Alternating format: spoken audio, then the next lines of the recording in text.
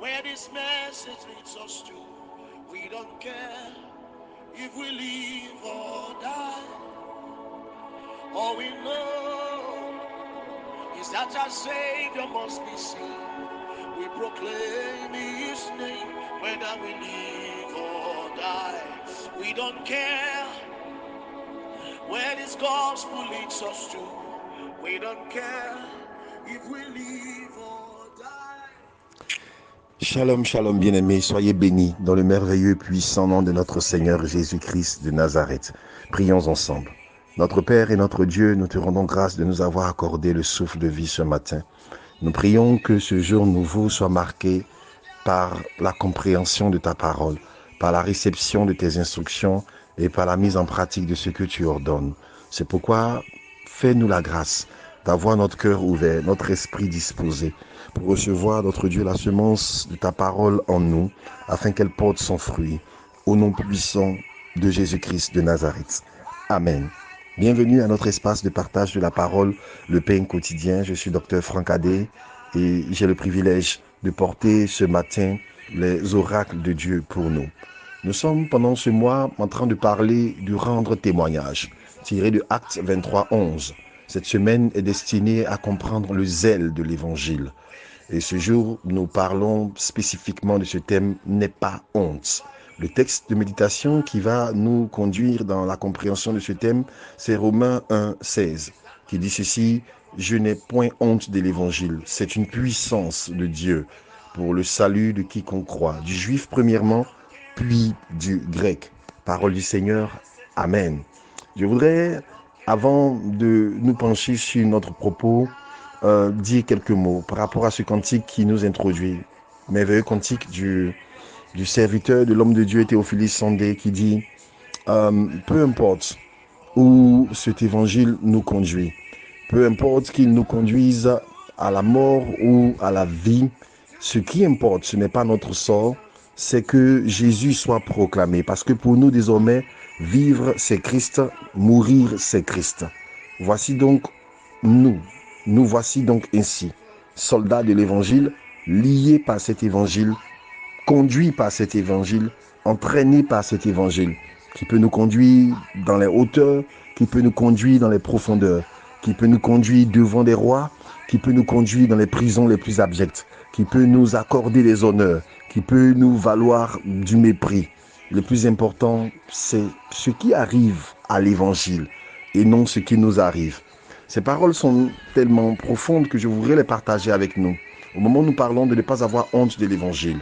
Paul, en écrivant l'épître aux Romains, qui est une épître centrale de l'apologie de la foi, a dit ces choses dès les premiers chapitres. Je n'ai pas honte de l'évangile parce que c'est la puissance de Dieu. Et il dit pour le salut de quiconque croit, du juif premièrement, puis du grec. Paul présente l'évangile au cœur des courants de pensée, des courants influents de son époque. Les courants influents, culturels, religieux et de foi étaient donc ceux des Grecs et ceux des Juifs. Et il les présente, n'est-ce pas, selon les spécificités.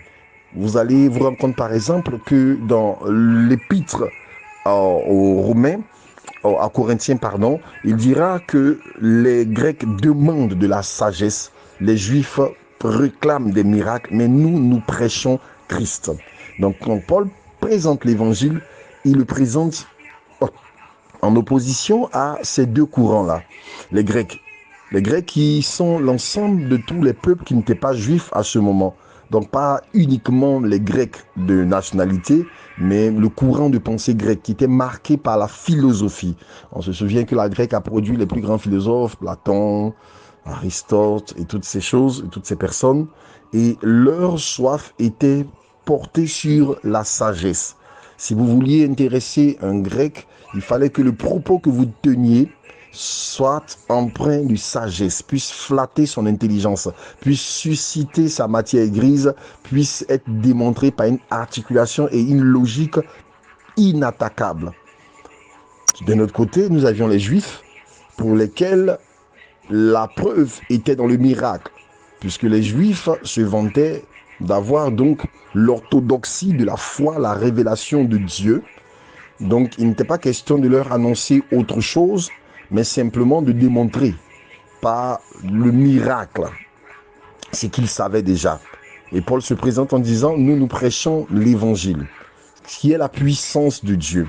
Dans cette présentation un peu contradictoire, on serait enclin de penser que l'évangile ne renferme ni sagesse ni puissance si Paul les présente en opposition. En réalité, l'évangile contient ces deux éléments, mais sa démonstration n'est jamais dans le but de flatter, n'est jamais dans le but de satisfaire à la soif des Grecs ou à l'attente des Juifs. Parce qu'il y a de la sagesse dans l'évangile, mais cette sagesse est comme une folie. Parce qu'il y a de la puissance dans l'évangile, mais cette puissance se déploie d'abord par la faiblesse et dans la faiblesse. Et donc Paul nous présente cet évangile-là que Dieu a donné comme le moyen du salut. Et dans sa sagesse infinie, Dieu contourne les attentes des hommes pour présenter un évangile qui en apparence est faible, qui en apparence manque de sagesse, qui en apparence ne représente pas la puissance qu'on est en droit d'attendre. Pourquoi?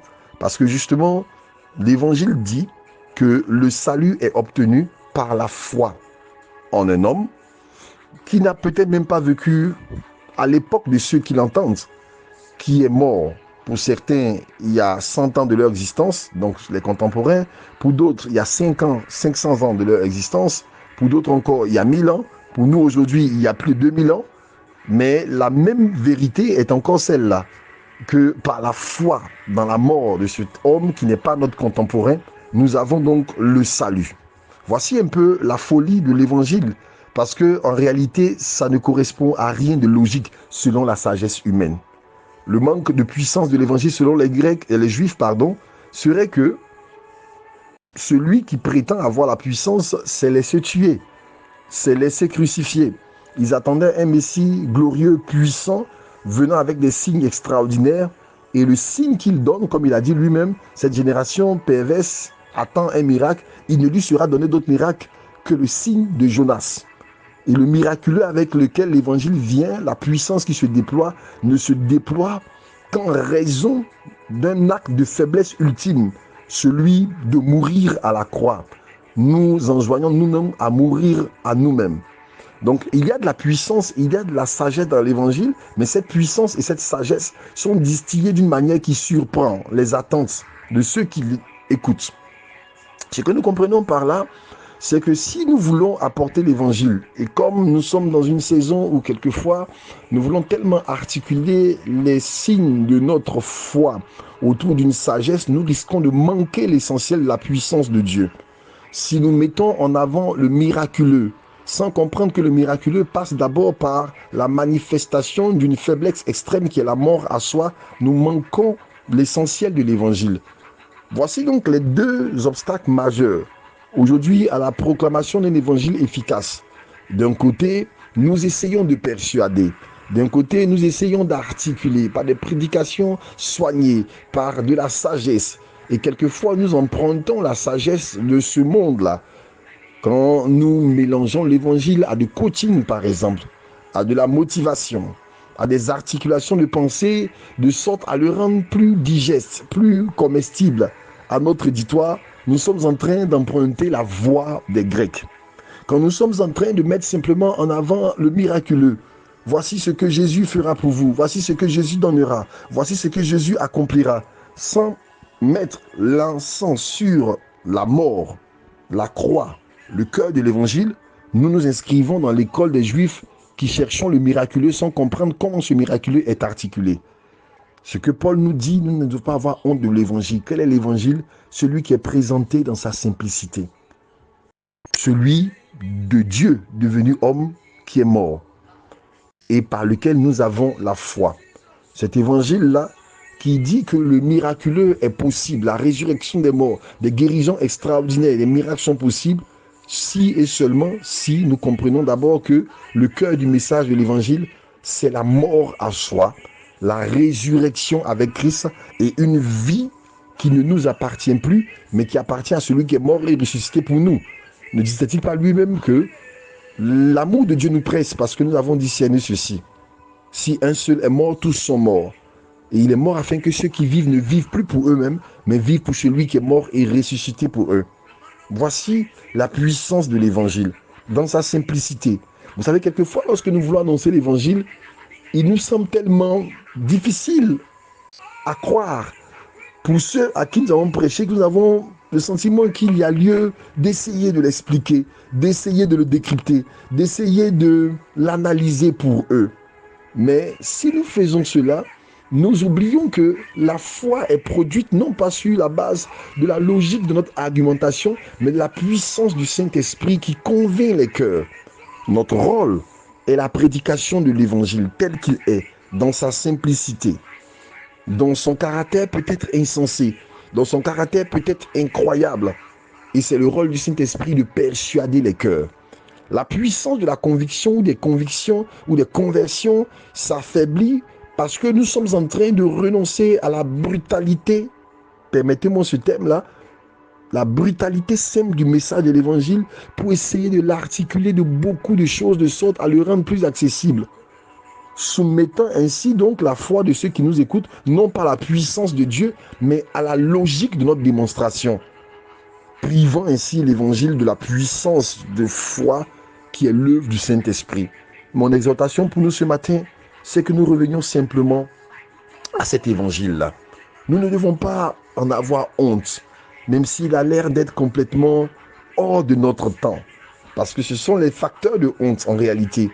Même s'il a l'air de ne pas convenir à l'homme, au manager de la boîte la plus grande, à l'intellectuel qui a accumulé les diplômes les plus élevés, même s'il n'a pas l'air de correspondre aux attentes de notre environnement, même s'il a l'air d'être rétrograde, même s'il a l'air de nous présenter aux yeux de nos collègues, de nos amis, comme des personnes qui continuent de croire encore en des fables ou en des fadaises, c'est l'évangile qui nous a été transmis tel qu'il est.